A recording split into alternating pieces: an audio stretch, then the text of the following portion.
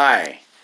I've seen some videos that claim that we could probably allow the human population to get up to be about 15 billion people, which is almost double what it is right now. And they say in these videos that that would be okay, that we could do that. Technologically, we have the ability to support 15 billion people, that there's enough land to support 15 billion people.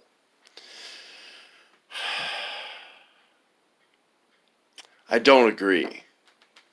It's not that we necessarily can't do it, it's that the consequences of doing it are too great. So let me try to put it this way. If our population is doubled, we will see the destruction of most wildlands. We will just see the destruction of many, many species. Extinctions will happen on a scale that will make the past extinctions caused by us seem like nothing. Lands will basically have to continue to be turned into monocultures on a massive scale. And because it's easier to convert land on a single layer than it is to try to do like vertical farming, people in most places will stick with that. They'll stick with what's easiest instead of what's most efficient. But that's not all. We're also going to be producing way more pollution in the form of air pollution, water pollution, land pollution, including our waste, our garbage, on a scale so massive that we won't be able to properly process it. I mean, at this point in time already, there are lots and lots of ranches that produce cows and pigs and chickens and sheep and goats and stuff for our consumption in a process that is so far removed from what's natural that it's disgusting. And some of these companies, they take all the animal feces and rather than process it and then spray it after it's safe onto farmland to help fertilize crops, they'll dispose of it incorrectly, resulting in contamination of groundwater and rivers and lakes and stuff by bacteria living in that poop and pee that is not safe, and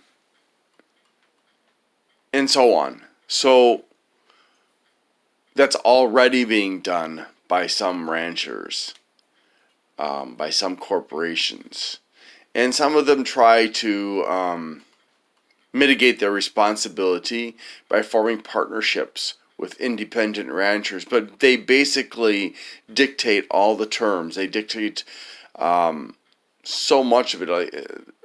There was a series on Netflix, and they did one about the chicken ranching operations by the big companies like Tyson and Purdue, and how they farm out their chicken production like a factory to these people who run chicken ranches inside of very large buildings that are climate controlled. The chickens never see the light of day. They eat the same food all the time. They have got free run of the space that they're in, but because the food is optimized to promote lots of muscle growth, these chickens are basically Frankenstein chickens, and before they're even full adults, ready to be slaughtered, they're often so large that they can't even stand up and walk for any real length of time.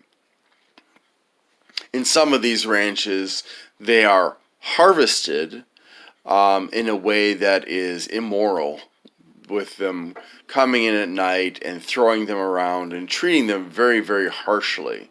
Now, I've seen things in Indonesia too, like when they want to transport chickens, if it's a farmer who only has a motorcycle, they'll take the chickens and they'll take two of them and they'll tie their legs to each other, and then they'll hang them over the seat of a motorcycle behind them. And they'll have this big pile of them stacked up behind them.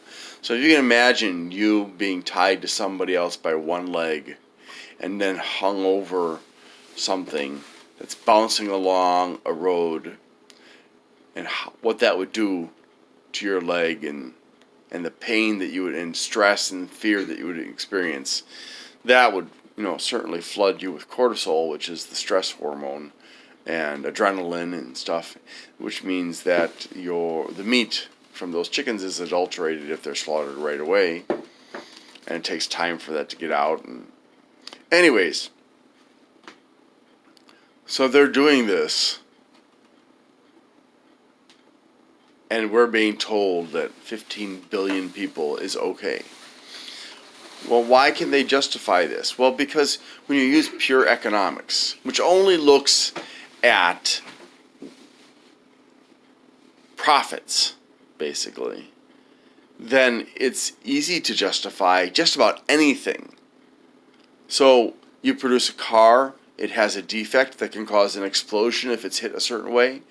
The what they call bean counters or statisticians will calculate the frequency that these accidents will probably happen, and how much it'll cost in lawsuits to make the problems go away.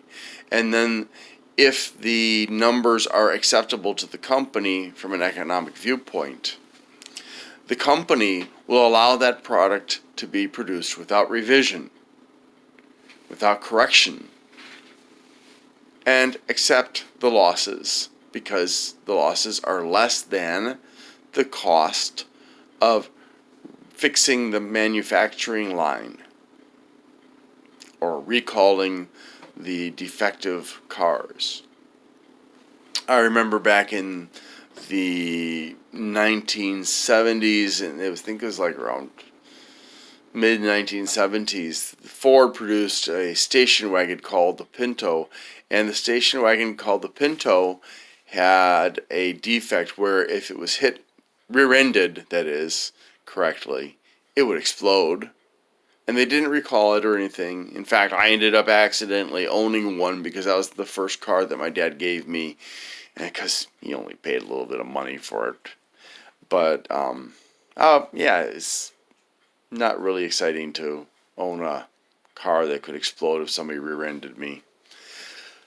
Alright, so the why is money, statistics. But are there potentially other reasons? Well, yes. If we continue with the economical viewpoint of things, economics dictates that there must always be growth. And in order for there to be growth, that requires an increasing population. In an increasing population, you have constant growth. In America, we don't have constant growth. Our native, so to speak, population, or the population that has been born and raised here, or raised here since they were young, they eventually reach a point where the majority of them produce only one or two children out of necessity, and sometimes out of choice. Like, I chose to only have two children. Although I know there are families out there that are big, and the families choose to have lots of kids, and, well, I think they're foolish, but that's your choice, because in this country we do not dictate how many children you can have. But most Americans limit themselves to 0 to 2 children because financially it's a big burden for most families. Because most families are not in the top 15% of the population earning huge sums of money. They're just the everyday people like us. So the economics dictates growth, and currently growth is achieved in the U.S. because people move here from other countries in huge numbers. There's a great deal of brain drain of other countries into the U.S.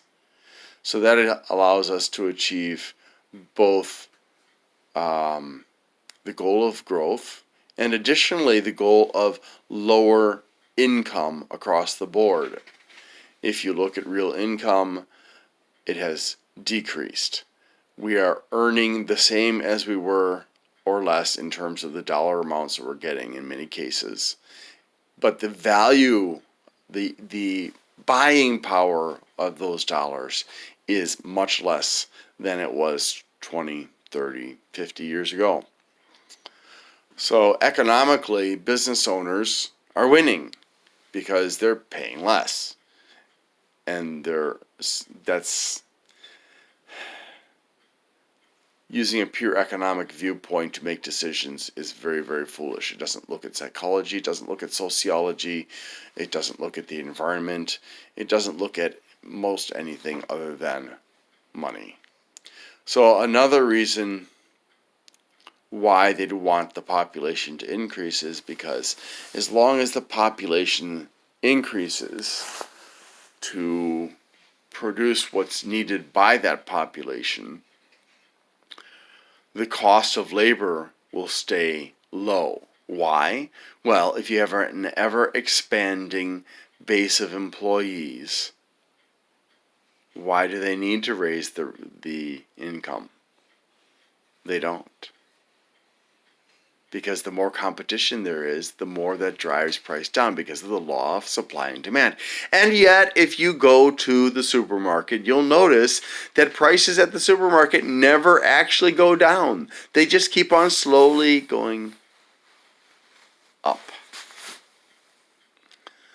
So when you see some guy on stage or some woman in a video claiming that it's okay if we increase our population to 15 billion or something like that, keep in mind that these people are making these claims not because they care about us, but because statistically they're going to profit from it. They don't care if we live in a dystopian future because they will be the ones with all the money. They will be able to afford everything, and we will be struggling. So don't believe the lies. Stop making large families. You're just contributing to the problem. Now, the only good thing about constant population growth is we will so vastly outnumber them that if we ever decided to do something about it, we could take care of the problem. Now, please don't get me wrong. When I say them, they, and so forth, I do not mean all rich people. There are good rich people out there. I've met some. But the people who only look at economics, who look at numbers without considering the human element and everything that comes with that, they are the problem. I hope you'll give this some serious thought and make efforts to help prevent the very growth that keeps us poor and keeps them rich. Thank you.